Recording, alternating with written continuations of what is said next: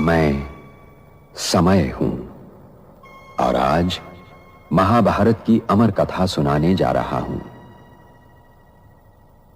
यह महाभारत केवल भरत वंश की कोई सीधी सादी युद्ध कथा नहीं है। यह कथा है भारतीय संस्कृति के उतार चढ़ाव की। यह कथा है सत्य और असत्य के महायुद्ध की। यह कथा है अंधेरे से जूझने वाले उजाले की। और यह कथा मेरे सिवा कोई दूसरा सुना भी नहीं सकता, क्योंकि मैंने इस कथा को इतिहास की तरह गुजरते देखा है। इसका हर पात्र मेरा देखा हुआ है। इसकी हर घटना मेरे सामने घटी है। ईश्वर अराजक है या ओशन ऑफ पीस। झटके खाने वाली देवियों के माध्यम से ईश्वर के आगमन का दावा करना, चाहे वह ब्रह्मा कुमारी संस्था की दादी गुलजार हो या रायपुर की कोई अन्य आत्मा, सिर्फ भावनात्मक प्रभाव नहीं बल्कि आध्यात्मिक सत्य, प्रमाण और विवेक की कसौटी पर भी कसना आवश्यक है। क्या भगवान झटके देने वाले माध्यम में आ सकते हैं? नहीं, ये ईश्वरीय मर्यादा के विरुद्ध है।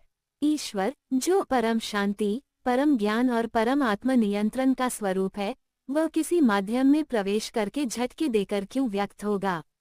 झटका या ट्रांस लाइक बिहेवियर अक्सर अवचेतन मन, भावनात्मक उन्माद, बुरी शक्तियों द्वारा आत्मा का अपहरण या मनोवैज्ञानिक प्रक्रियाओं का परिणाम होता है, न कि किसी दिव्य उपस्थिति का।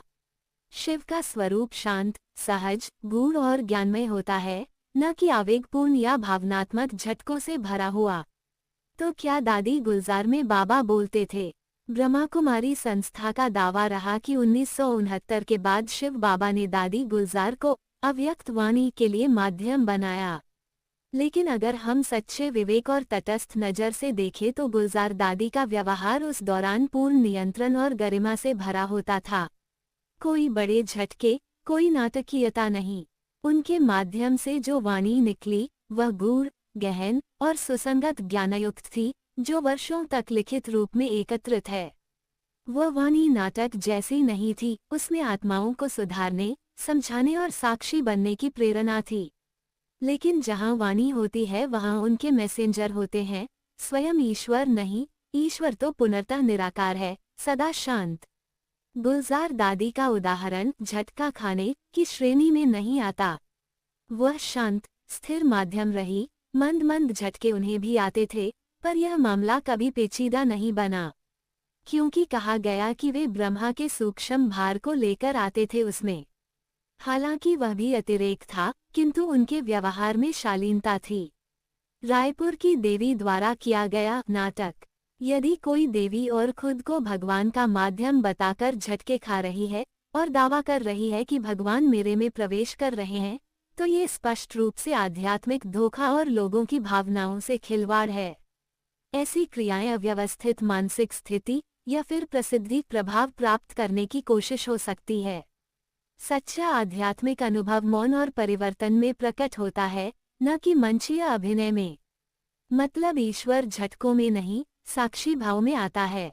वह नाटक में नहीं, सत्य और शांति में प्रकट होता है। यदि किसी स्थान पर कोई देवी झटके खाते हुए दावा कर रही है कि भगवान उसमें प्रवेश कर रहे हैं, तो ये भक्तों को भ्रमित करने वाला प्रदर्शन है। न वो इस तरह अराजकता में क्यों आएगा?